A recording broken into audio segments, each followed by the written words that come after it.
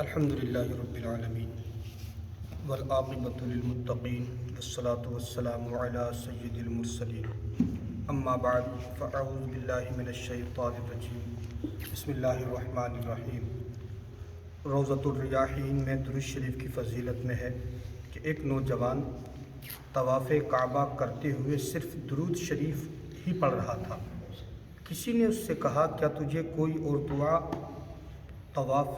دعائے طواف نہیں آتی یا کوئی اور بات ہے؟ اس نے کہا دعائیں تو بہت آتی ہیں، دعائیں تو آتی ہیں، مگر بات یہ ہے کہ میں اور میرے والد دونوں حج کے لیے نکلے تھے، لہٰذا صاحب راستے میں بیمار ہو کر فوت ہو گئے۔ مطلب یہ کہ میرے والد صاحب راستے میں بیمار ہو کر فوت ہو گئے، یعنی ان کا انتقال ہو گیا۔ ان کا چہرہ سیاہ پڑ گیا، آنکھیں الٹ گئیں اور پیٹ پھول گیا۔ میں بہت رویا اور کہا انا للہ و انا الیہ راجعون۔ جب رات کی تاریکی چھا گئی تو میری آنکھ لگ گئی، میں سو گیا تو میں نے خواب میں سفید لباس میں ملبوس ایک معطر حسین و جمیل ہستی کی زیارت کی۔ انہوں نے میرے والد مرحوم کی میت کے قریب تشریف لا کر اپنا نورانی ہاتھ ان کے چہرے اور پیٹ پر پھیرا۔ دیکھتے ہی دیکھتے میرے مرحوم باپ کا چہرہ دودھ سے زیادہ سفید اور روشن ہو گیا اور پیٹ بھی اصلی حالت پر آ گیا۔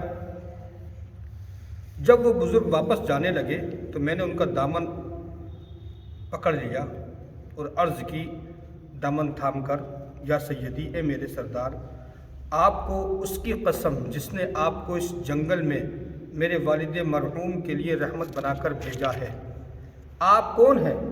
فرمایا تو ہمیں نہیں پہچانتا؟ ہم تو محمد رسول اللہ صلی اللہ تعالیٰ علیہ وسلم ہیں۔ تیرا یہ باپ بہت گناہ گار تھا مگر ہم پر بکثرت درود شریف پڑھتا تھا۔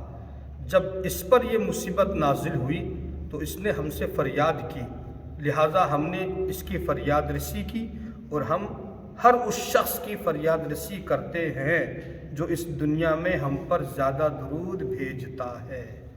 صلو علی الحبیب صلی اللہ تعالیٰ علی محمد صلی اللہ تعالیٰ علیہ وآلہ وسلم۔ صحابی رسول حضرت سیدنا حارث بن حسان رضی اللہ تعالیٰ عنہ شادی کی رات گزارنے کے بعد جب فجر کی نماز با جماعت پڑھنے کے لیے مسجد میں تشریف لائے تو آپ سے عرض کی گئی اتخرج وانما بنیت باہلک فی ہذہ اللیلہ، یعنی کیا آپ با جماعت نماز کے لیے تشریف لائے ہیں، حالانکہ گزشتہ شب ہی آپ نے اپنی ازدواجی زندگی کا آغاز کیا ہے، یعنی کہ ابھی پیچھے رات کو تو آپ کی نئی نئی شادی ہوئی ہے۔ فرمایا واللہ اگر کوئی عورت مجھے نماز فجر با جماعت پڑھنے سے روکے گی تو وہ بری عورت ہوگی۔ اللہ رب العزت کی ان پر رحمت ہو اور ان کے صدقے ہماری بے حساب مغفرت ہو۔ اس حکایت میں ان دولہوں کے لیے درس عبرت ہے جو نمازی ہونے کے باوجود شادی کی پہلی رات گزارنے کے بعد مسجد قریب ہوتے ہوئے بھی نماز فجر گھر ہی پر ادا کرتے یا معاذ اللہ قضا کر دیتے ہیں۔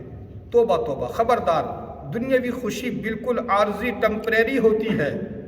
حقیقی شادی کی رات وہی ہے جب رضائے الہی کی خبری پا کر ایمان کے ساتھ قبر میں چین سے سونا نصیب ہوگا۔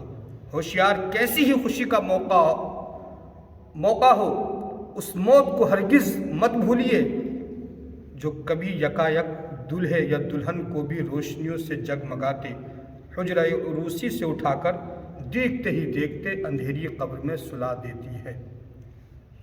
حضرت سیدنا طلحہ بن عبید اللہ رضی اللہ تعالیٰ عنہ سے روایت ہے کہ قبیلہ بلی کے دو بھائی بارگاہ رسالت میں حاضر ہو کر ایک ساتھ ایمان لائے۔ ان میں سے ایک بھائی دوسرے سے زیادہ عبادت کیا کرتا، عبادت گزار بھائی جہاد کرتے ہوئے شہید ہو گئے، اور دوسرا اس کے بعد 1 سال تک زندہ رہا، پھر اس کا بھی انتقال ہو گیا۔ حضرت سیدنا طلحہ بن عبید اللہ رضی اللہ تعالیٰ عنہ فرماتے ہیں میں نے خواب میں دیکھا کہ جنت کے دروازے پر ان دونوں کے ساتھ کھڑا ہوں، ایک نکلنے والا جنت سے نکلا اور اس نے بعد میں فوت ہونے والے بھائی کو جنت میں داخلے کی اجازت دی، پھر دوبارہ نکل کر شہید بھائی کو اجازت دی، پھر میری طرف متوجہ ہو کر بولا تم لوٹ جاؤ، تمہارا ابھی وقت نہیں آیا۔ جب صبح ہوئی اور میں نے یہ خواب لوگوں سے بیان کیا تو لوگوں کو اس پر بڑا تعجب ہوا۔ جب یہ بات اللہ پاک کے پیارے نبی صلی اللہ تعالیٰ علیہ وسلم تک پہنچی تو آپ صلی اللہ تعالیٰ علیہ وسلم نے ارشاد فرمایا تمہیں کس بات پر تعجب ہے؟ لوگوں نے عرض کی یا رسول اللہ صلی اللہ تعالیٰ علیہ وسلم پہلا بھائی زیادہ عبادت کیا کرتا تھا، پھر وہ شہید بھی ہوا، مگر بعد میں فوت ہونے والا بھائی اس سے پہلے جنت میں داخل ہو گیا۔ تو فرمایا کیا یہ شہید بھائی کے بعد 1 سال تک زندہ نہیں رہا؟ لوگوں نے عرض کی جی ہاں۔